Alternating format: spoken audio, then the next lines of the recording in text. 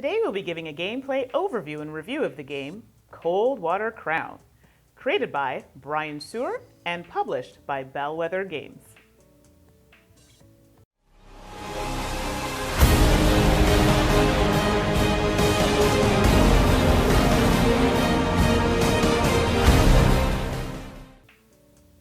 Hello everyone, and welcome to another episode with To Die For Games. I'm Mandi, the board gaming pinup girl.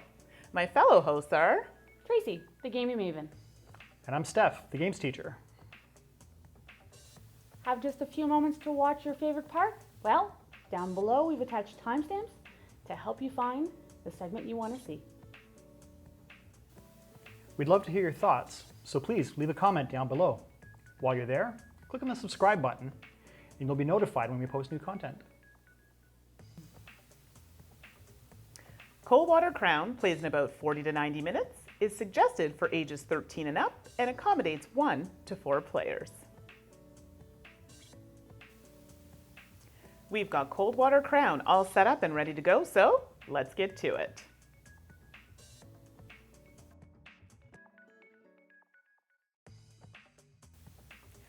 Objective. By catching a variety of different fish from the shore, river, and lake, and competing in fishing contests based on what you catch, players earn points to be crowned champion and win the game. So Tracy, tell us, what's inside the box? Components. Main game board and 4 player boards, 60 fish cards with 5 of each. Wrasse, John Dory, mackerel, flounder, rainbow, brown, salmon, roach, perch and trout, as well as 10 pike. 30 master angler cards comprised of 6 of each. Crab, conger eel, char, dogfish, and ray. 1 bait bag, 97 bait tokens, 16 of each of blue, red, purple, black, green, and yellow, as well as 1 white token. 35 trophy tiles, 15 tackle box tokens, 7 master angler tokens, 5 tag tiles, and the rule book. All right. Now that we know what we are playing with, how do we set up? Stephane? Setup. Place the main game board in the center of the table and give each player a player board. Shuffle the shore, river, and lake fish cards into their separate piles and place each pile face up with the fish showing onto their respective draw piles. Fill all 4 zones at each location with cards from the appropriate deck. Note: be careful not to reveal the weight of the fish on the underside of the cards. Shuffle the tag tiles and place 1 on the designated space on the game board, returning the rest to the box. Shuffle the master angler cards to form a deck near the port side of the board. Draw the top 4 cards. Shuffle the 6 mystery weight trophies, place them face down in a stack on the designated space, then flip over the top one.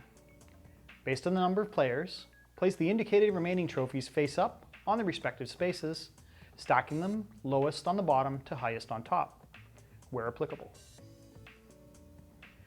Place the tackle box tokens in a face down pile, and each player takes 1 to start with and looks at it, but keeping it hidden from the other players.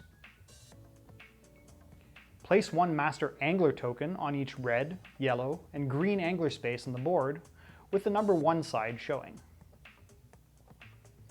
Each player receives a master angler token with the number 1 side facing up.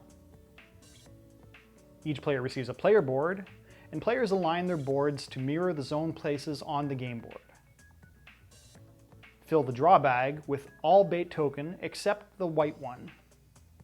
Players fill zones 3 and 4 on their boards with bait drawn from the bag, placing bait pieces equal to the number of the zone. Place the clear white token in the bag. Now that we're all set up, how do we play? Mandi? Gameplay. On a player's turn, they will do things in the following order. 1. Place their angler token on one of the 6 fishing spaces or the port, but only if the space chosen is unoccupied, then take that space as action. 2. Pick up an angler token from any other space, Take that space's action, then flip the token over to its opposite side and place it near your player board to be used on your next turn. At the 6 fishing spaces, if a player places or picks up a 1, they may discard 1 bait of the same color as the space they visited from each zone on their player board. If they place or pick up a 2, they may discard all bait of the same color as the space they visited from all zones on the player board. Players gain a fishing tackle token when they empty Zone 5 on their board, which can be used in a future turn. Note: players can place discarded bait off to the side or can place them on matching color spots on Master Angler fish cards they have previously acquired.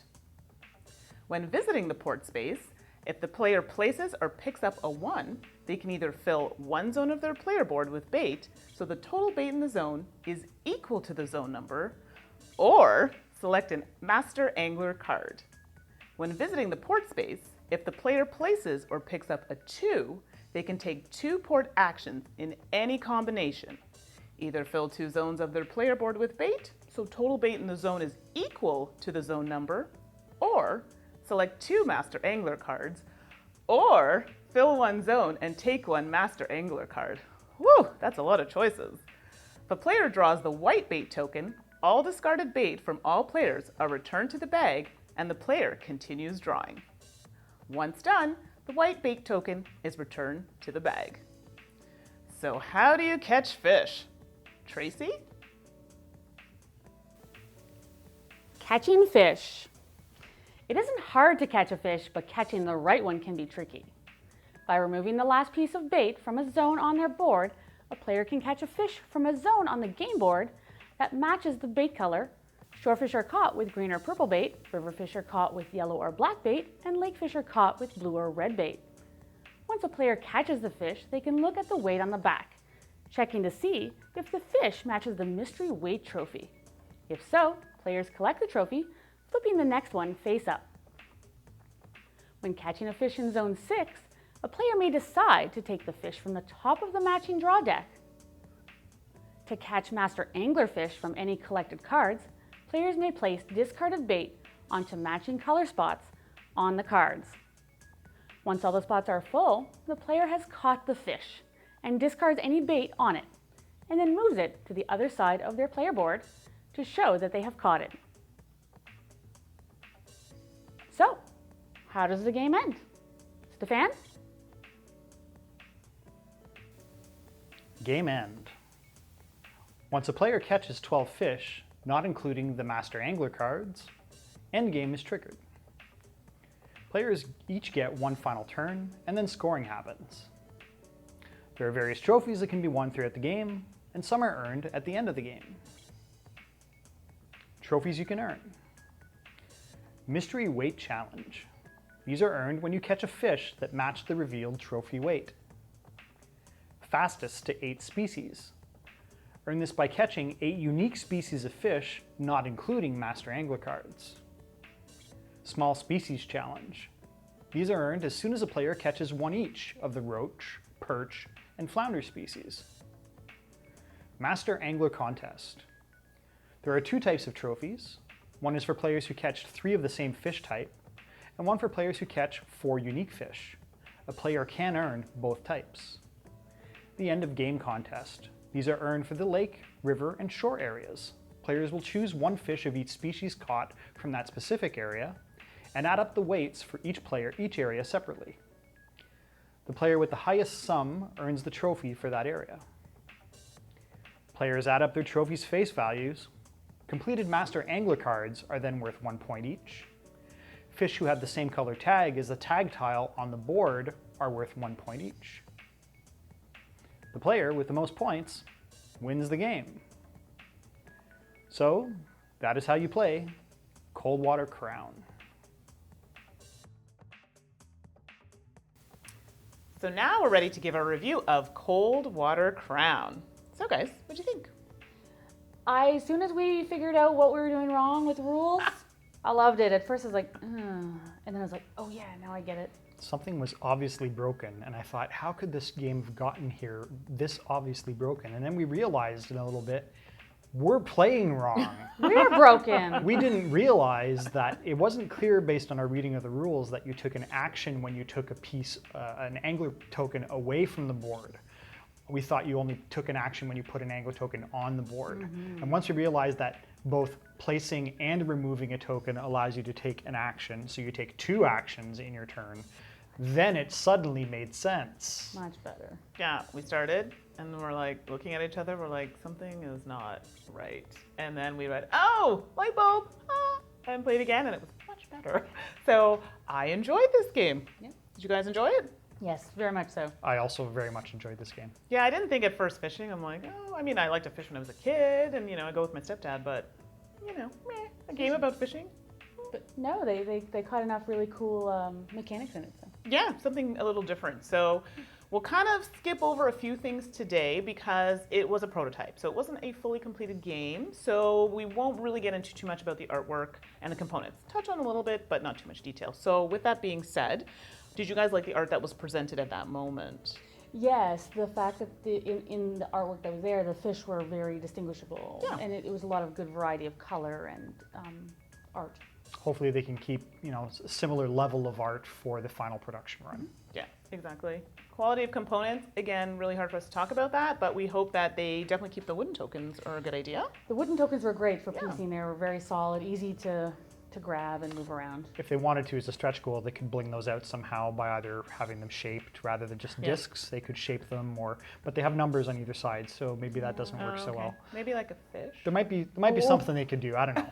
I'll leave that up to the Super designers. thematic. But no, I felt that mechanically the game worked really well. So, which is moving us into game mechanics.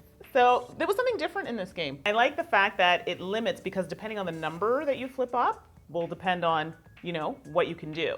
So I don't know what you guys think about that. The whole taking action. Like I said, when we were able to pull something off, because the port seemed to suffer the most from that, if we can't take something off, someone's just going to monopolize that port. Right. So I like once you pull it off. And the flipping the token to the other side changes who has a 1 or who has a 2, so how many things you can do, and that makes it very interesting and more replayable. There were some interesting strategic choices as well with deciding whether you wanted to remove a 2 token, which allowed you to take a bigger or better action, or remove a 1 token and flip it to a 2 for next turn and take a bigger action next turn. So, that also, it was kind of planning for your next move. Right. So, and also too, I like the fact that they had a bit of variety with the types of things you can do. Like they had is it the angler cards? That you Yes, could complete, master angler cards, yeah, that you can complete, or I think I focused on those a lot because I wanted to get the extra points at the end of the game. But I also like the bonuses that the cards provided as well. There's a lot of different weight. trophies, like the mystery weight, so many different types of trophies. So you're not really stuck with one strategy. Everyone can kind of try this way or do Right. that, and usually I find you could probably win any strategy you take. It's just how well you do at it. Yeah. And I like using the tackle box tokens to be able to take different fish or different actions in different situations, and there were varied options there. So it felt like it added enough variety of gameplay without overwhelming a new player. True. Yeah, exactly. And the jewels were really pretty. Hopefully they keep those. Or something very near that, yeah. Yeah, exactly. I did like those. Well, jewels for bait, not really thematic, but they do work because they're standard tokens that a lot of games have. So cheap to produce, obviously. And, color-wise, it matches what's on the cards already. So See, I think it fits because, I used to fish with my stepdad, and he would often ask me, where did you get those really pretty earrings? Why? Because I want to turn them into bait. And usually they were sparkly and had feathers or diamonds on them. Yeah. So I thought it was Why pretty not? good. Why not? Yeah, that's makes fine. for expensive bait. I know, but that's okay. I just, made him get his own stuff. Similar games. Can you guys think of anything that's similar? When you're talking about that place on token, take off token, there is a game and it's eluding me. So if I think about it, I'll maybe write it in the comments or something. Like I can think of Istanbul where you drop one off, but Well, Istanbul, you do have to go back and pick Yeah, ones up. that so is that true. would be very similar. but just I guess you could have many times to do that. This one, it's literally, no, I guess you kind of do too. Depending on the number you pick up will depend on how many actions you have. Oh, I've played one other fishing game, which is If Wishes Were Fishes. But mechanically not at all like this one. It's just another fishing game that came to mind. There's not a lot of those out there, so this is a niche market for sure. Or there are not a lot of good ones Yeah. out there. Because fishing, it's a hard sell, that theme, right? There's So- also, that's my fish, but I've never actually played that one. yeah. So me neither. But that's I mean, I don't know, game-wise, I mean, Istanbul's the only thing I can think of with a similar kind of tokens, taking an action, coming back, but it's not exactly the same. So, final thoughts? I think I'm definitely going to buy this one because it's got enough unique mechanics that it's different than other stuff I've played. Yeah. I really enjoyed the game. The rulebook needed a bit of work, but again, this is a prototype, so there's still room for them to make those improvements. So overall, I enjoyed this game. I thought it was really good. I was worried fishing. Oh, I like fishing, but I didn't know how I was going to play it as a game. But I like the fact that they gave you different options, and I like the different mechanics. That was cool, you know? So to me, if you can show something different on a theme that's kind of like fishing, it's just like Russian railroads. People thought of that, and we're like, oh, railroads, trains, who cares? You can make it interesting. So definitely I think it's something that will appeal to many a gamer. So thumbs up for me. So that's it for our review of Coldwater Crown, and we'll see you next time. Bye. Bye.